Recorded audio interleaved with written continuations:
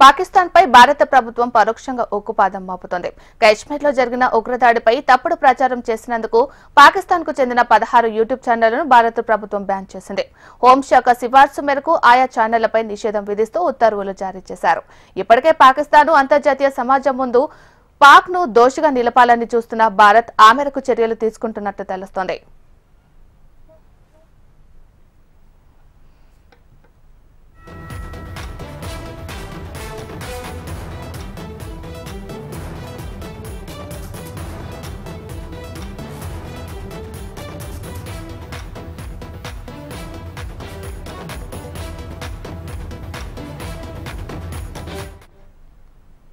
పాకిస్తాన్ పై భారత ప్రభుత్వం పరోక్షంగా ఉక్కుపాదం మోపుతోంది. కశ్మీర్లో జరిగిన ఉగ్రదాడిపై తప్పుడు ప్రచారం చేసినందుకు పాకిస్తాన్ కు చెందిన 16 యూట్యూబ్ ఛానళ్లను భారత ప్రభుత్వం బ్యాన్ చేసింది. హోంశాఖ సిఫార్సు మేరకు ఆయా ఛానళ్లపై నిషేధం విధిస్తూ ఉత్తర్వులు జారీ చేశారు. ఇప్పటికే పాకిస్తాన్ అంతర్జాతీయ సమాజం ముందు పాక్ ను దోషిగా నిలపాలని చూస్తున్న భారత్ ఆ మేరకు చర్యలు తీసుకుంటున్నట్లు తెలుస్తోంది.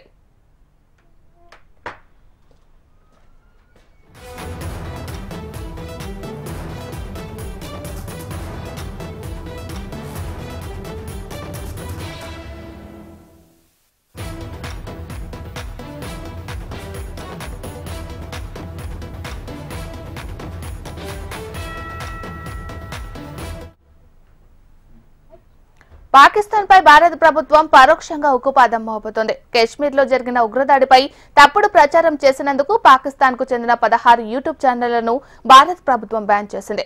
హోంశాఖ సిఫార్సు మేరకు ఆయా ఛానళ్లపై నిషేధం విధిస్తూ ఉత్తర్వులు జారీ చేశారు. ఇప్పటికే పాకిస్తాన్ ను అంతర్జాతీయ సమాజం ముందు పాక్ ను దోషిగా నిలపాలని చూస్తున్న భారత్ ఆ మేరకు చర్యలు తీసుకుంటున్నట్లు తెలుస్తోంది.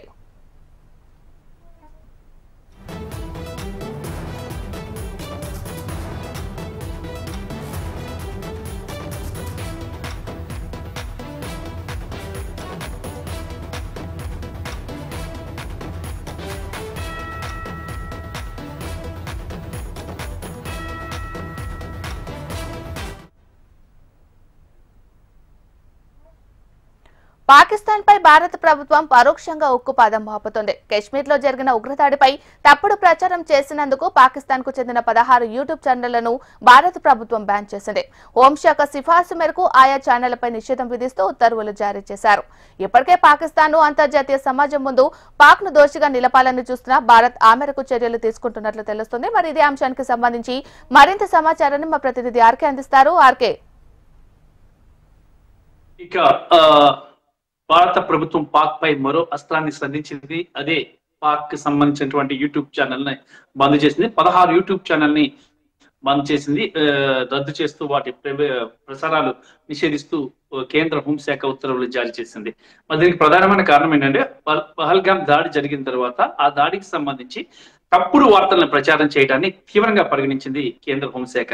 ఎందుకు ఈ 16 యూట్యూబ్ ఛానల్ కూడా ఇక బంద్ చేయడం జరిగింది. వాటిలో ప్రధానమైన చూసుకున్నట్టుగైతే డాన్ న్యూస్, జియో న్యూస్, సామా టీవీ, ఏఆర్వై, పలు స్పోర్ట్స్ ఛానల్ కూడా ఉన్నాయి. పహల్గామ్ ఉగ్రదాడి తర్వాత రెచ్చగొట్టే ప్రసారం చేయడమే కాకుండా మతపరమైన సున్నితమైన కంటెంట్ తో పాటు ఇక తప్పుదారి పట్టించే సమాచారాన్ని ప్రసారం చేయడం, భారత వైమానిక బలగాలకు వ్యతిరేకంగా ప్రసారం చేయడం చేసింది. ఈ ఛానల్ నిషేధించింది. దాంతో పాటు బీబీసీ ఇండియా కవరేజ్ పై కూడా కేంద్రం తీవ్రమైన అభ్యంతరాలు వ్యక్తం చేసింది. బీబీసీ ఇష్టం వచ్చినట్టుగా వార్తలు ప్రసారం చేయకూడదంటూ కూడా పేర్కొంది.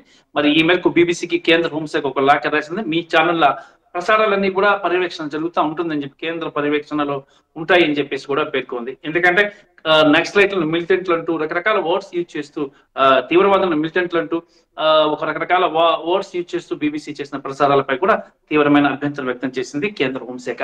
అయితే తాజాగా పరిస్థితి కానీ చూసుకున్నట్టుగైతే ఇక పూంచ్ సెక్టార్, కుప్వారా, పూంచ్ సెక్టార్ లో ఇప్పటికీ ఈ కాల్పులు జరుగుతూనే ఉన్నాయి. ప్రస్తుత తాజా పరిస్థితిని కేంద్ర రక్షణ శాఖ మంత్రి రాజ్నాథ్ సింగ్ ప్రధానమంత్రికి వివరించడం జరిగింది. ఈ సమావేశానికి ముందే ఆయన త్రివిధ దళాల అధిపతులతోనూ చీఫ్ ఆఫ్ డిఫెన్స్ స్టాఫ్ తో కూడా చర్చలు జరిపారు. ఈ చర్చల్లో ప్రధానమైన అంశం భారత్ ఇప్పుడు ఏ రకంగా పాకిస్తాన్ మీద చర్యలు తీసుకోవాలి, అందుకు భారత సన్నద్ధతగా ఉందా, ఎలా ఉంది, ఎలాంటి చర్యలు తీసుకోబోతున్నారు, ఇక్కడెక్కడ అంటే సరిహద్దులో భద్రతా దళాలను మోహరింప చేయడం, అలాగే సరిహద్దు ప్రాంతాలన్నింటినీ కట్టుదిట్టం చేయడం, ఇక ఇటు తీరదల గస్తీని కూడా ఏర్పాటు చేయడం, అక్కడ ఐఎన్ఎస్ విక్రాంత్ ని పాకిస్తాన్ కి అతి సమీపంలో కూడా ఉంచారు. ఇక సముద్రంలో నుంచి ఇక మిసైళ్లను ఉపయోగించి ఒకవేళ దాడి చేయాల్సి వస్తే సముద్రం నుంచి మిసైల్ను ఉపయోగించే విధంగా మొత్తం ఎక్విప్మెంట్ ను కూడా రెడీ చేసి పెట్టారు. గగనతలం మొత్తంగా కూడా పూర్తిగా ఫుల్ ఫ్లెడ్జ్డ్ ఎక్విప్డ్ గా ఉంది. ఎప్పుడు పాకిస్తాన్ గానీ తోక ముడిచినా తోక జాడిస్తే మాత్రం ఇమీడియట్ గా మిసైల్స్ వదిలేందుకు, వైమానిక దాడి జరిపేందుకు భారత్ సిద్ధంగా ఉంది అనేది రక్షణ శాఖ మంత్రి రాజ్నాథ్ సింగ్ యొక్క సమావేశం యొక్క సారాంశమని తెలుస్తోంది. ఆర్కే ఈ లిస్ట్ లో 16 యూట్యూబ్ ఛానల్స్ కాకుండా ఇంకా పెరిగే అవకాశాలు ఏమన్నా ఉన్నాయంటారా? మళ్ళొకసారి అడిగింది ఏమంటారు? 16 యూట్యూబ్ ఛానల్స్ బ్యాన్ అయినట్లు మనం మాట్లాడుకుంటున్నాం కదా, ఇవి కాకుండా ఇంకా యాడ్ అయ్యేది ఏమన్నా ఉందంటారా? అంటే లిస్ట్ పెరిగే అవకాశం ఏదైనా ఉందంటారా? పెరిగే అవకాశం కూడా ఉంది. దేశంలో అంతర్గతంగా కూడా కొన్ని ఛానల్స్, కొన్ని యూట్యూబ్ ఛానల్స్, కొన్ని ముస్లిం ఛానల్స్ అన్ని కూడా ఇదే తరహాలో వ్యవహరిస్తున్న నేపథ్యంలో వాటన్నిటిని కూడా పరిశీలిస్తున్నారు. మరి ఆ ఛానళ్ల ప్రసారాలను కూడా పరిశీలించి కేంద్ర సమాచార ప్రసార మంత్రిత్వ శాఖ ఒక జాబితాను కూడా తయారు చేస్తుంది. మరి లోకల్ గా ఛానల్స్ ఏం ప్రసారం చేస్తున్నాయి అనేది ఒక నిఘా అనేది పెట్టాయి. దేశీయంగా ఉన్న ఛానల్స్, అన్ని regional language channels, national channels పై కూడా నిఘా పెట్టి ఉంచారు. వాళ్ళు యూజ్ చేసే వార్తలు అలాగే ప్రభుత్వానికి వ్యతిరేకంగా గానీ ఉన్నాయా, దేశానికి వ్యతిరేకంగా ఏమైనా ప్రసారం చేస్తున్నారా అనే అంశాలు కూడా పరిశీలిస్తున్నాయి. మరి ఈ నేపథ్యంలో కేంద్ర సమాచార ప్రసార మంత్రిత్వ శాఖ పూర్తి నిఘా అనేది పెట్టింది. ఎప్పటికప్పుడు కేంద్ర హోంశాఖకు నివేదిక అందిస్తుంది. కేంద్ర హోంశాఖ దీన్ని బేస్ చేసుకుని ఎవరైనా కానీ తప్పుడు వార్తలు కానీ ప్రసారం చేసిన మిలిటెంట్ ఆపరేషన్స్ కూడా ప్రసారం చేయొద్దని ఒక జీవో కూడా రెడీ చేసింది. మరి మిలిటెంట్ అంటే ఈ స్థానిక డిఫెన్స్ ఆపరేషన్స్ ఉన్నాయో ఆ డిఫెన్స్ ఆపరేషన్స్ అన్నింటిని కూడా ఎటువంటి పరిస్థితుల్లో కూడా లైవ్ టెలికాస్ట్ చేయదు. ఇట్ విల్ బి అడ్వాంటేజ్ అవుతుంది ఎవరికి, తీవ్రవాదులకి. అందుకనే ఏం చేశారంటే ఇది కూడా ఆపేసేయమని చెప్పారు. వార్తలు ప్రచారం చేసే ముందు తప్పుడు వార్తలు ప్రచారం చేయొద్దు, ప్రజలు తప్పుదో పట్టించే వార్తలు ప్రచారం చేయదని ఒక గైడ్ లైన్స్ ని ఈ కేంద్ర సమాచార మంత్రిత్వ శాఖ, ప్రసార మంత్రిత్వ శాఖ విడుదల చేయడం జరిగింది. దానికి అనుగుణంగానే ఛానల్స్ వెళ్ళాలి. ఇష్టం వచ్చినట్టుగా ఈ రక్షణ శాఖకి సంబంధించి కానీ, ఈ ఉగ్రదాడికి సంబంధించి కానీ వార్తలు ప్రసారం చేసే విషయంలో చాలా కీలకమైన, చాలా ఆచితూచి వ్యవహరించాలి, చాలా జాగ్రత్తగా వ్యవహరించాలి. లేదంటే చాలా కఠినమైన చర్యలు స్థానికమైన ఛానళ్ళ అంటే దేశీయ ఛానళ్లపై కూడా కఠిన చర్యలు తీసుకునే అవకాశం ఉంది. అందుకే భారతదేశానికి వ్యతిరేకంగా కానీ, ఉగ్రవాదానికి అనుకూలంగా కానీ, మరి తీవ్రవాదానికి అనుకూలంగా కానీ ఎలాంటి వార్తల ప్రసారమైన ఇమీడియట్ గా ఛానల్స్ ని దేశంలో నిషేధించే అవకాశాలు ఉన్నాయి. కాబట్టి ఛానల్స్ ప్రసారం చేసేటప్పుడు వార్తల విషయంలో చాలా జాగ్రత్త తీసుకోవాలని చెప్పేసి కూడా చెప్తున్నారు. ప్రస్తుతానికి పరిస్థితి అయితే ఇది. మరి ఏది ఏమైనా సరే ఒకవైపు దాడులకు అన్నిటికీ సిద్ధంగా ఉంది భారత్. పాకిస్తాన్ ఇప్పటికే వార్నింగ్ ఇచ్చింది. 130 అణ్వాయుధాలు మా దగ్గర ఉన్నాయి, న్యూక్లియర్ వార్ హెడ్స్ ఉన్నాయి, వాటిని పెట్టుకోలేదు, వాటిని మేము అప్లై చేస్తామంటూ కూడా చెప్పిన నేపథ్యంలో వాటిని యూజ్ చేస్తాము భారత్ మీద అని చెప్పింది. మరి ఈ నేపథ్యంలో వాటిని కానీ యూజ్ చేస్తే చాలా తీవ్రమైన పరిణామాలు ఉంటాయి. కానీ వాటికి తగ్గట్టుగా పాక్ ని ఎలా అడ్డుకట్ట వేయాలో కూడా అన్ని అడ్డుకట్టలు వేసింది.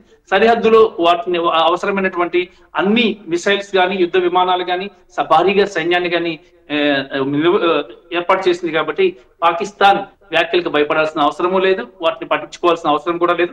ముఖ్యంగా తీవ్రవాదాలను పెంచి పోషిస్తుంది కాబట్టి తీవ్రవాదానికి అనుకూలంగా పాకిస్తాన్ లేకపోతే ఈ చర్యలు ఉండేవి కాదని భారత్ చెప్తుంది. మరి పాకిస్తాన్ తీవ్రవాదులకు అడ్డాగా మారి వారికి డబ్బును సమకూర్చడం, రకరకాల ఆయుధ సంపత్తిని సమకూర్చడం వల్ల ఈ పరిస్థితి వచ్చింది. కాబట్టి శిక్ష అనుభవించాల్సిందే, వదిలేదు లేదు అని చెప్పేసి భారత్ కరాఖండిగా చెప్తుంది. ఇక పాకిస్తాన్ పై చర్యలు రోజు రోజుకి పెరిగే అవకాశం ఉన్నాయి. పాకిస్తాన్ భారత కాళ్ళ మీద పడే రోజులు కూడా దగ్గరికి రాబోతున్నాయి. Right, thank you RK.